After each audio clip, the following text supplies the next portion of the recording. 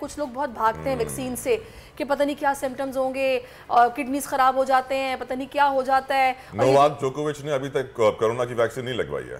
اچھا جی، ابھی تک نہیں لگوائی ہے. جی ہاں، انہوں نے اپنا بڑے بڑے ٹورنامنٹس انہوں نے مس کر دیا، آسٹریلین اوپن مس کر دیا تھا اسی وجہ سے. آپ اندازہ لگائیں کہ ویکسین نہیں لگوا رہے. یہ جب ایک مائنڈ سیٹ آپ کا بن جاتا ہے تو پھر آپ کسی بھی لیول پہ ہو، آپ کے پاس اویئرنیس بھی ہو لیکن آپ ڈرتے اتنا ہو کہ آپ اس طرف نہیں جاتے ہو. ہر میں بھی ان کی طرح ہوں ویسے.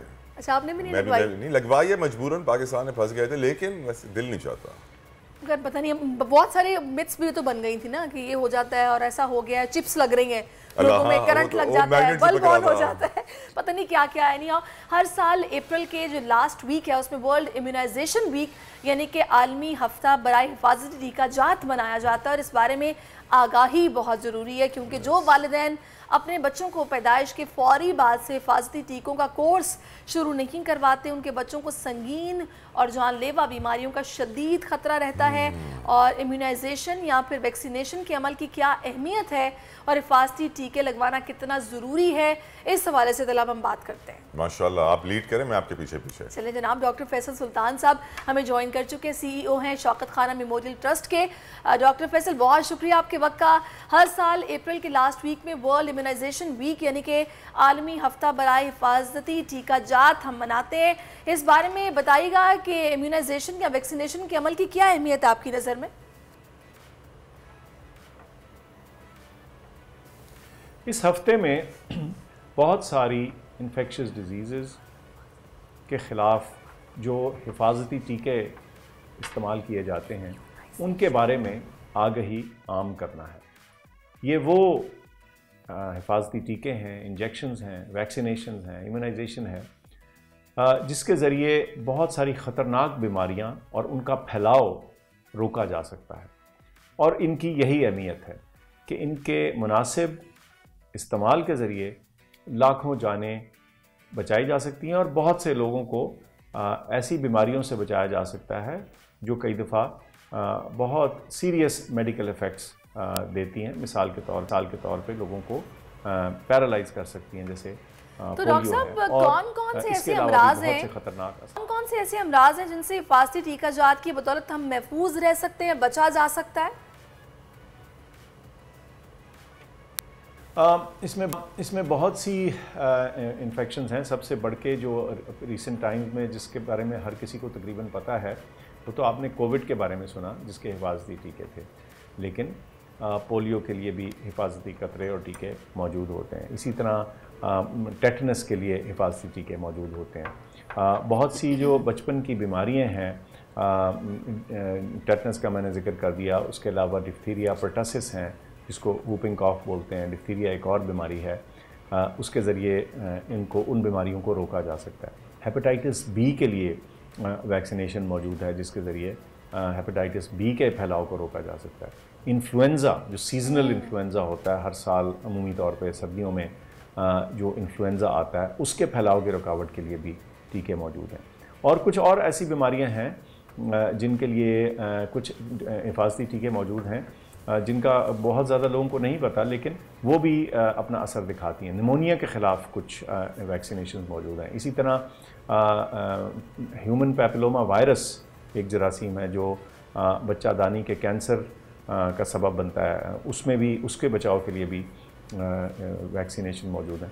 تو اس طرح بہت سی آپشنز ہیں، لیکن ظاہر ہے آپ نے ہمیشہ اپنے ڈاکٹر سے، طبیب سے یا اپنے بچوں کے پیڈیٹریشین سے جو چائلڈ اسپیشلسٹ ہیں ان سے مشورہ کر کے دیکھنا ہے کہ کون سا ٹیکہ ہے جو ان کے لیے بہترین ہے اور کون سا ٹیکہ ہے جو عالمی ادارہ صحت اور ہماری نیشنل ہیلتھ اتھارٹی کا. ڈاکٹر فیصل، میری خواہش ہے کہ دماغی بیماریوں سے بچنے کا بھی کوئی ٹیکہ ایجاد کیجیے. ہمارے یہاں سب سے بڑا پرابلم دماغ خراب ہے. سیڈلی ہم مینٹل ڈس آرڈرز کو ڈائگنوز کرتے نہیں ہیں، ریکگنائز کرتے نہیں ہیں، اسی لیے اس کی شاید کوئی ویکسین بنتی نہیں ہے. یہ بتائیے کینسر کے لیے کوئی ویکسین بنی ہے یا نہیں؟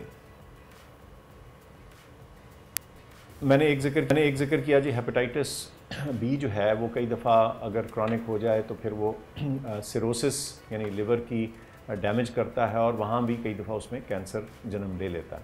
تو ہیپاٹائٹس بی ایک طرح سے لیور کینسر کے بچاؤ میں بھی مدد کرتا ہے. ایک میں نے آپ کو مثال دی. دوسرا ہیومن پیپلوما وائرس HPV ایک اور وائرس ہے جو عام طور پہ بچہ دانی کے جو کینسر ہے اس کا سبب بنتی ہے. اس کے لیے بھی ایک حفاظتی ٹیکہ موجود ہے جو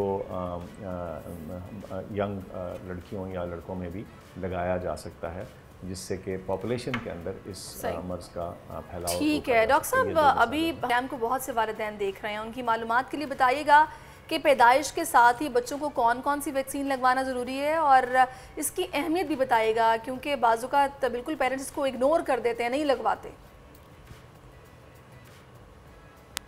اچھا، میں آپ کو بجائے اس کے کہ یہ نام سارے گناؤں کے کون سے ہیں، یہ سب کو بھول جاتے ہیں یا لوگ کنفیوز کر سکتے ہیں، میری گزارش یہ ہوگی کہ اس معاملے میں جو حکومت کا پروگرام فار امیونائزیشن ہے، یعنی حفاظتی ٹیکوں کا جو پروگرام ہے، اس کے دفتر میں جائیے اور وہاں سے امیونائزیشن لگوائیں، یا اپنے پیڈیٹریشن جو چائلڈ اسپیشلسٹ ہیں ان سے مشورہ کریں، ان کو وہ تمام جو متعدی امراض ہیں جو بچوں میں ہوتے ہیں، جن کے پھیلاؤ کے خلاف ٹیکے یا حفاظتی اقدامات کیے جا سکتے ہیں، ان کی ڈیٹیلز بتاتی ہیں، اور اس کا اسکیجول پتہ ہوتا ہے کہ کون سا برتھ پہ لگے گا ٹیکہ، کون سا جو ہے 2 مہینے بعد لگے گا، اور اس کے جو ریپیٹ ڈوزز ہیں وہ کتنے مہینوں یا کتنے سالوں کے بعد لگیں گی۔ تو یہ ٹیکنیکل فیلڈ ہے، بجائے اس کے کہ ہم ٹیلی ویژن کے اوپر ہم آپ کو حفاظتی ٹیکوں کے نام بتائیں اور آپ ان کو لکھتے پھریں۔ میرا مشورہ ہے کہ جو امیونائزیشن پروگرام ہے ہمارا، EPI expanded programme for immunization, ساری پاکستان میں ہے۔ ٹھیک ہے، اچھا ڈاکٹر صاحب، پاکستان میں مختلف ویکسینیشن کے جو عمل ہیں ان کے حوالے سے عوام میں بعض فہمیاں بھی پائی جاتی ہیں، ان غلط فہمیوں سے ان بیماریوں کے خلاف جنگ پر کیا اثرات مرتب ہوتے ہیں؟ غلط فہمیاں، آج کل دور سوشل میڈیا کا ہے، اور انفارمیشن اور مس انفارمیشن دونوں کی بھرمار ہے۔ انفارمیشن بھی سب کو اویلیبل ہے، سب کے پاس بہت سارے دنیا میں انٹرنیٹ اور دیگر سورسز موجود ہیں جس سے لوگ معلومات لیتے ہیں، لیکن ساتھ ساتھ ان ایکوریٹ یا ہاف ایکوریٹ کہہ لیں یا پارشلی ٹرو انفارمیشن بھی جو ہے وہ پھیلائی جاتی ہے۔ بلکہ میں نے نوٹ کیا ہے کہ کئی دفعہ، اور یہ بڑی اہم چیز ہے، کہ کئی دفعہ کچھ سچ اور جھوٹ کی آمیزش کر کے اس کو پھیلایا جاتا ہے، اور اس سچ کی وجہ سے جو جھوٹ والا حصہ ساتھ جڑا ہوتا ہے وہ بھی سچ کے ساتھ پھیلنا شروع ہو جاتا ہے۔ تو بہت ضروری ہے کہ آپ کریڈیبل سورسز، عالمی ادارہ صحت ہے، نیشنل ہیلتھ سروسز کی ویب سائٹ ہے، جو ہمارے پروونشل ہیلتھ ڈپارٹمنٹس ہیں ان کی ویب سائٹس ہیں، یا مستند ادارے یا مستند ڈاکٹر صاحبان جو ہیں ان کا مشورہ لے کے آپ فیصلہ کریں، بجائے اس کے کہ کسی غلط سلط کے اوپر رلائے کریں۔ ڈاکٹر صاحب میری تو بڑی دیرینہ ڈاکٹر صاحب میری دیرینہ خواہش یہ ہے کوئی جھوٹ کی ویکسین بھی نکالیے، کوئی چوری کی ویکسین بھی نکالیے۔ سیڈلی ہم دیکھ ہی رہے ہیں کہ جو اصل ہمارے پرابلمز ہیں ان کی ویکسین نکل نہیں رہی ہے، بس ہاں عورتوں کے جو ہے نا منہ میں بہت ساری چیزیں بڑی کرنے کے لیے ویکسین ضرور نکال دی جاتی تھی۔ یہ بتائیے ماضی قریب میں دنیا بھر میں کووڈ-19 جب پھیلا تھا، جب وائرس نکلی تھی، تو اسے بھی ویکسین کی مدد سے ہی کنٹرول کیا گیا تھا۔ کیا اسے ویکسین کی کامیابی کی ایک مثال کے طور پر پیش کر سکتے ہیں، یا پھر آپ جانتے ہیں لوگوں کا ویکسین پہ اتنا اعتماد اور اتنا ٹرسٹ نہیں ہے؟ بالکل جی، دیکھیے کووڈ کے پھیلاؤ میں جو رکاوٹیں ڈالی گئیں اس میں مختلف چیزیں تھیں، بہت ساری انٹرونشنز تھیں، موبیلٹی کی ریسٹرکشنز تھیں، ماسک کا استعمال تھا، لیکن میں سمجھتا ہوں کہ ویکسینز ایک بطور اعلیٰ کار بہت اہم تھا کووڈ کے پھیلاؤ کو روکنے کے لیے۔ تو بالکل یہ ایک بہت ریسنٹ اور واضح مثال ہے ہمارے سامنے۔ ڈاکٹر صاحب، فعال ملک میں کسی بھی ویکسینیشن پروگرام کی کامیابی کیسے ممکن ہو سکتی ہے؟ اس حوالے سے میڈیا کیا کردار ادا کر سکتا ہے؟ جو غلط فہمی ہے اسپیشلی میں چاہوں گی اس پر کام ہونا بہت ضروری ہے، اور والدین اکثر جو ایکسپائری ہے وہ پڑھے بغیر بھی ویکسین لگوا دیتے ہیں، اور پھر اس کے سائیڈ ایفیکٹس ہوتے ہیں اور سمجھا یہ جاتا ہے کہ شاید ویکسین لگوانے سے یہ ہو گیا غلطی، حالانکہ اپنی ہوتی ہے۔ اس پر رہنمائی کیجیے گا۔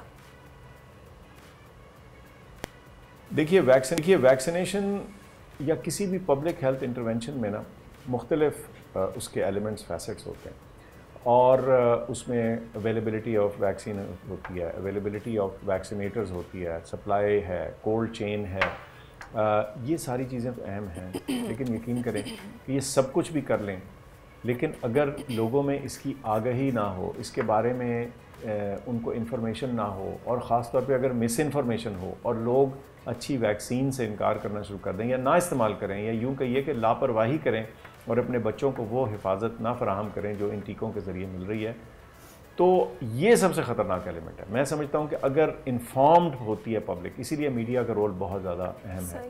میڈیا کے ذریعے ہم ان ویکسینیشنز اور امیونائزیشنز اور پروگرامز کی افادیت آپ تک پہنچا سکتے ہیں، اور آپ کو یقین دلا سکتے ہیں کہ دنیا کے بہترین ماہرین اور اس معاملے میں جو بہترین دماغ ہیں انہوں نے یہ چیزیں ڈیولپ کر کے دی ہیں، اور ان کا استعمال ہماری صحت عامہ کے لیے اور ہمارے انڈیویجول کے لیے، ہمارے فرد کے لیے، جو بچہ ہمارے سامنے ہے یا جو ایڈلٹ ہمارے سامنے ہے جس کو ویکسینیشن کی ضرورت ہے، اس کا فائدہ ہے. سو پبلک ہیلتھ کا تو ہے ہی ہے، اور ظاہر ہے جو ایک فرد ہے جو یہ ویکسین لگواتا ہے اس کو بھی اس سے بہتری جسے کہتے ہیں ایکسپیکٹ کرنی چاہیے.